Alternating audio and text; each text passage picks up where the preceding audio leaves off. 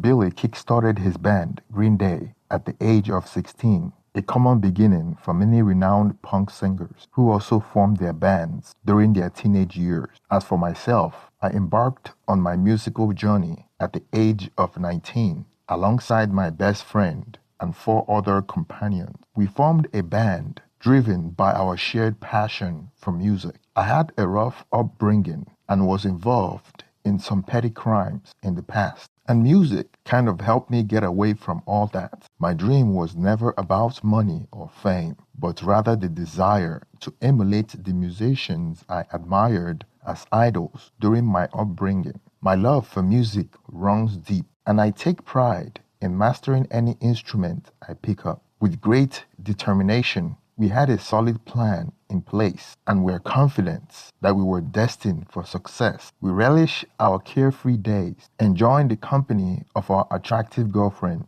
and the freedom from major responsibilities. Earning our keep from playing gigs, particularly at bars, was our way of making a name for ourselves on the music scene. Though we didn't live luxurious lives, it was enough to sustain us. We knew that following this path had led many great musicians to success. Our journey seemed promising until tragedy struck. My girlfriend became pregnant unexpectedly. Though she had claimed to be on contraception, she had secretly stopped taking it, intended to trap me into parenthood. Despite my aspiration, I couldn't ignore the reality that I lacked the means to support a child and her on my current income. I had to scale back my music pursuit if our baby arrived before the band achieved its breakthrough. A few weeks after my girlfriend deliberately trapped me with her pregnancy, I faced another challenge when my best friend arrived late for rehearsal, brimming with joy as he shared the news of his girlfriend's pregnancy. Though not the brightest person, my best friend's cheerful and amicable nature was one of his most enduring qualities. However, his occasional goofiness made it difficult for him to grasp the implication of having a baby at this particular juncture in our music career. Despite my attempt to explain it to him, as expected, I couldn't help but harbor resentment toward my girlfriend for her action. Yet, I felt trapped myself, unable to end the relationship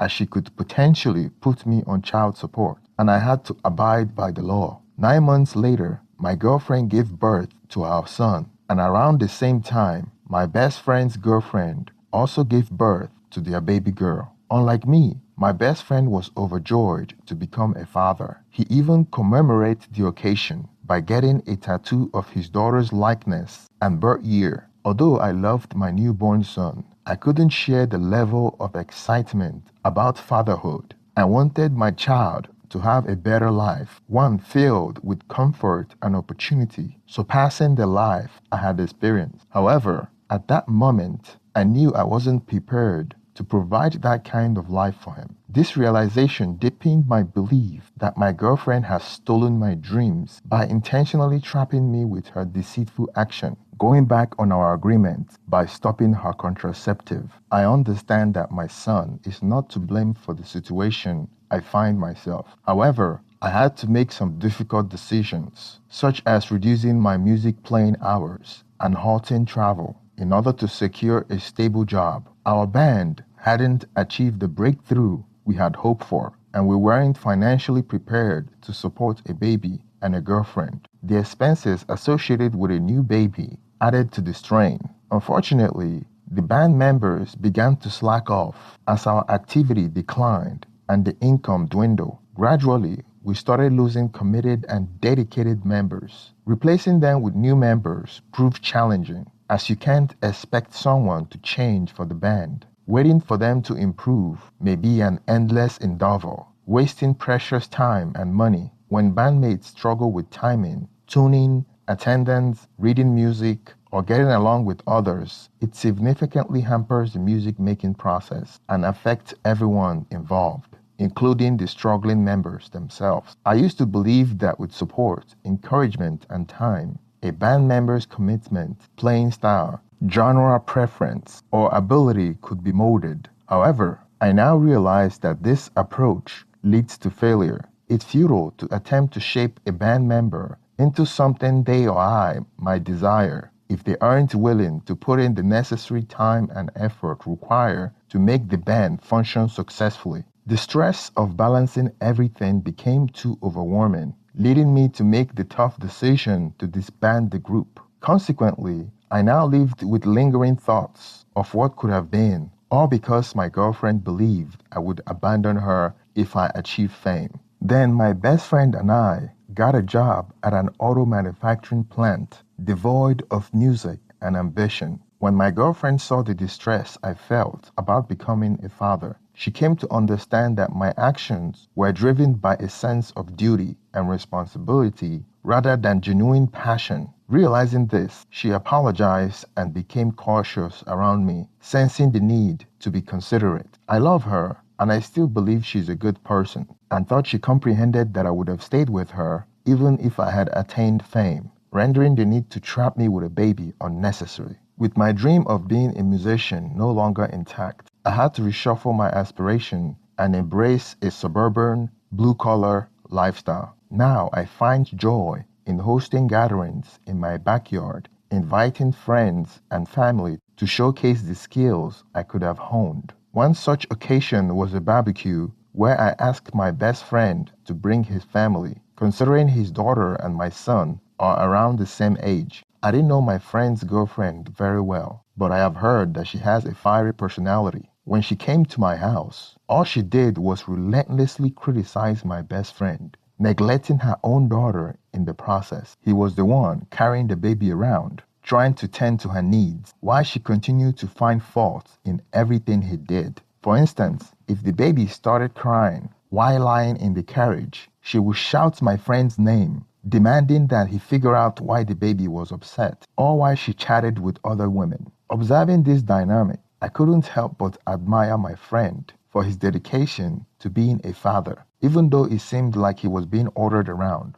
I, personally, wouldn't tolerate such disrespect from my girlfriend. I advised my friend not to let his girlfriend treat him that way in front of others, but being a good-hearted person he is, he tried to pretend that everything was fine. Their relationship seemed toxic to me. My friend would show up to work with scratches on his face and bruises, which deeply concerned me. I felt he should consider leaving his girlfriend, as the situation had the potential to escalate into serious domestic violence, leading someone to end up in jail, or even worse, putting someone's life at risk. About 18 months after becoming a dad, my friend suddenly went missing from work. Initially, I assumed he might have called in sick, so I didn't think much of it until he didn't show up the following day. As we work in different departments, I wasn't privy to the whole story. Still, I decided to reach out and call him, only to find out that he wouldn't answer his phone. After 3 days of worrying due to his absence, I managed to obtain his girlfriend's number through my own girlfriend and gave her a call. Shockingly, she informed me that my friend had been arrested by the police because she had reported him for domestic violence and sexually assaulting their 18-month-old daughter. Finding it difficult to believe, I decided to check the county website, and to my dismay, I discovered that he was indeed in the county jail, and the charges were listed there on their website. Refusing to believe what his girlfriend had said, I went to the jail to visit him. However, upon arrival, I was informed that my friend had to be taken to the hospital because another inmate attacked him after learning about the nature of his crimes involving his own daughter. The entire situation left me feeling shocked and devastated, unable to fathom the reality of what had happened. The following week, I returned to see my friend in jail, and the sight of him shocked me to the core. He appeared unrecognizable, having suffered severe beating since his arrest. The once cheerful and always smiling friend I knew could barely manage a smile now, and it only took me a few seconds to understand why. All his front teeth had been knocked out. He recounted the dreadful incident that led to his current situation. It all started with a domestic dispute between him and his girlfriend, triggered by financial issue due to her drug abuse. In the past, we both had a history of drug use, but we made a conscious decision to leave that life behind when we left the band, focusing on our regular jobs to avoid failing drug tests. During their argument, she assaulted him, and in a moment of rage, He reacted in a way he now regrets. However, she was determined to have him imprisoned, so she called the police, falsely accusing him of assaulting both her and sexually assaulting their 18-month-old daughter. He was arrested, and to my dismay, no bail was posted, leaving him feeling as if the system wanted him to suffer and perhaps even perish in prison. The entire situation left me deeply saddened and angered by the injustice my friend was facing. It was heartbreaking to see him in such a state, and I could only hope that the truth would prevail, allowing him to seek the help and rehabilitation he needed, rather than being left to die in jail. Utilizing my savings, I hired a competent lawyer to secure the judge's approval for posting bond, enabling my traumatized friend's release from jail. Then I took him in to stay with me. Clearly shaken by the event he went through, his biggest concern is for his baby girl, knowing that his girlfriend isn't capable of being a responsible mother and lacking the knowledge to care for a baby properly. Understanding his fear, we decided to involve Child Protective Service in an attempt to ensure the welfare of the child. A welfare check revealed that she was living in deplorable condition, and without my best friend's support, everything fell into disarray. Consequently, they decided to remove the baby from her custody and granted temporary guardianship to his girlfriend's parents. Unfortunately, they sided with her too, claiming my friend didn't deserve their daughter. We go to court about the sexual assault case. It didn't take long for them to know that it was all fabricated. Apparently, the girlfriend overstated her accusation by claiming to have seen him penetrating their daughter with his junk. The situation is both distressing and infuriating, and it highlights the need for justice to prevail. My friend had gone through an immense ordeal due to false accusation, and it's heart-wrenching to witness the toll it has taken on his life and his relationship with his child. A medical examiner checked the child and ruled that it was impossible, so the case fell apart. After it was proven that she falsified the accusation, and my friend was falsely imprisoned for 45 days, most of those days recovering from injuries because a fellow inmate beat him up thinking he abused his daughter. Then he lost his job and no way of generating income, so he's destitute. The court system refused to acknowledge any charges against the mother, leaving my friend feeling abandoned and betrayed. It was as if they were saying, "We're sorry for all the terrible things that had happened to you and how it destroyed your life, but we won't persecute your girlfriend for her false accusation." The injustice seemed apparent, and it felt like there was a disparity in how women making false accusation against men were treated. The reason why some women feel encouraged to make false accusation against men is that they believe that they can get away with it. This unequal treatment adds to the frustration and injustice my friend faced. Despite the overwhelming situation, my friend managed to remain positive and hopeful, focusing on the chance to reunite with his daughter and rebuild their family. He actively tried to get back to his feet, seeking employment and working towards securing visitation rights to see his daughter. However, in the midst of his effort, the situation took a distressing turn when the mother began claiming that the daughter wasn't actually his. The unexpected twist added further complexity to the already difficult situation. My friend insisted on a DNA test to finally put an end to his girlfriend's history of lying.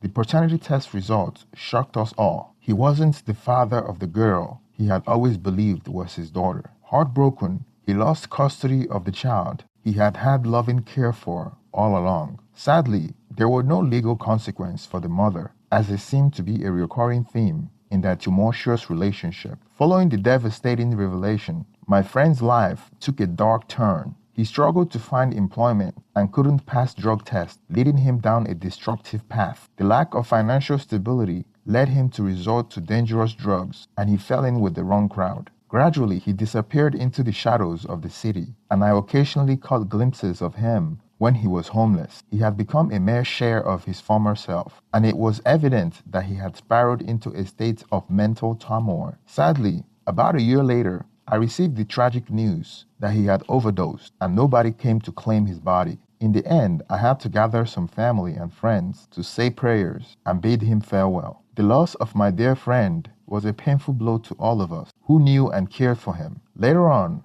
I encountered his ex-girlfriend at a Walmart, and it was disheartening to see her with another man, seemingly content despite the misery she has caused my friend. The sights only serve as a bitter reminder of the unfairness and tragedy that had unfolded in my friend's life. Thank you for making it to the end of the video. Please don't forget to like and subscribe, and let's start some conversation in the comment section. Thank you and have